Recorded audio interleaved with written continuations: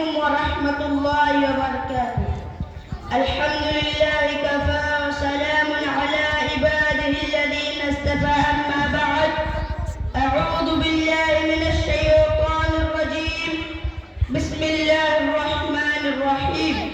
إنك لعلى خلق عظيم. صدر محترم، حکم صاحبات، مشفق اساتذہ کرام اور میرے بھائیوں، آج کی سالانہ بزم خطابت میں میرا موضوع سخن ہے کہ محمد سے وفا تونے تو ہم تیرے ہیں، اے جہاں چیز ہے کیا لوح قلم تیرے ہیں. حضرات گرامی، جب ہم چھٹی صدی مسیحی کے اختتام پر ایک تائرانہ نظر ڈالتے ہیں تو ہمیں دنیا کے نقشے پر ہر چیز غلط، غیر منصفانہ اور غیر عادلانہ نظر آتی ہے. پوری دنیا ظلم ستم اور جبر و استبداد کی آمادگاہ بنی دکھائی دیتی ہے. ہر طرف ظلم و بربریت کا دور دورہ تھا. فتنہ فساد کے شرارے خرمین انسانیت کو خاکستر کر رہے تھے. جور و ستم کے شعلے نخلستان محبت کو بھسم کر رہے تھے. اخلاق و کردار، عدل و انصاف کا تصور بھی گناہ بن گیا تھا جس کا نقشہ شاعر نے اس طرح کھینچا ہے. بدی کا زور تھا، ہر سو جہالت کی گھٹائیں تھی، فساد و ظلم کی چاروں طرف پھیلی ہوائیں تھی. ذرا سی بات پر تلوار چل جاتی تھی آپس میں تو پھر جنگ آتی ہی نہ تھی دو چار کے بس میں.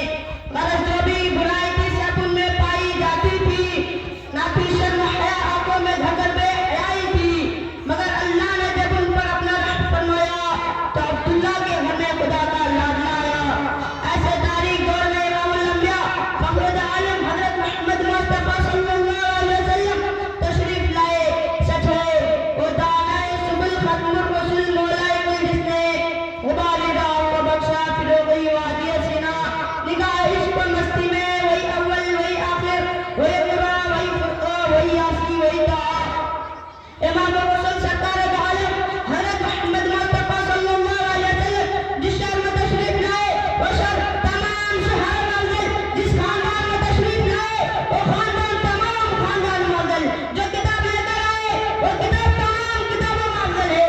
وہ رسول اللہ کا علم کا معلم ہے، وحی اس کا مدرسہ ہے، علم ان کی کمری ہے، عدل ان کی کرسی ہے، رحم کرم ان کا وصف ہے اور صلاح رحم ان کا درس ہے. وہ معلم انسانیت کے ایک ایک مدرسے پر کردار عمل کو کمال حاصل ہوا. علم عمل اخلاق و کردار وہ ایک رات کلام الہی ان کے لیے گواہی دے. لقد كان لكم في رسول الله اسوة حسنة. تو ان کا عمل سارے عالم کے لیے اسوہ کامل اور نمونہ ہے. اور جو خود اپنے بعثت کو مقصد اعلان اس طرح کرے، انما بعثت معلما، کہ میں معلم بنا کر بھیجا گیا ہوں، اور اخلاق و کردار کا جھل اس طرح دکھائے. انما بعثت لأتمم مکارم الاخلاق، بشک میں اخلاق کی تکمیل کرنے کے لیے بھیجا گیا ہوں. اور خدا نے قدوس کو مجھے حافظہ سنا کر اعلان کر دیا، انک لعلی خلق عظیم. آپ اخلاق کے اعلیٰ منصب پر فائز ہے اور جن کی تعلیم و تربیت تزکیہ قلوب کا نقشہ قرآن نے اس طرح کھینچا ہے. لقد من اللہ علی المؤمنین اذ بعث فیہم رسولا من انفسہم یتلو علیہم آیاتہ ویزکیہم ویعلمہم الکتاب والحکمہ.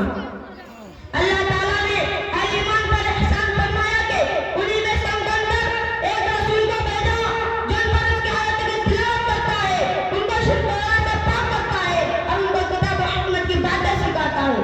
در حقیقت آپ کی تشریف آوری کا مقصد کلمہ لا الہ الا اللہ کی سربلندی، اسلام کی دعوت و تبلیغ، تزکیہ قلوب کا عمل، آیات اللہ کی تلاوت اور کتاب و حکمت کی تعلیم ہے.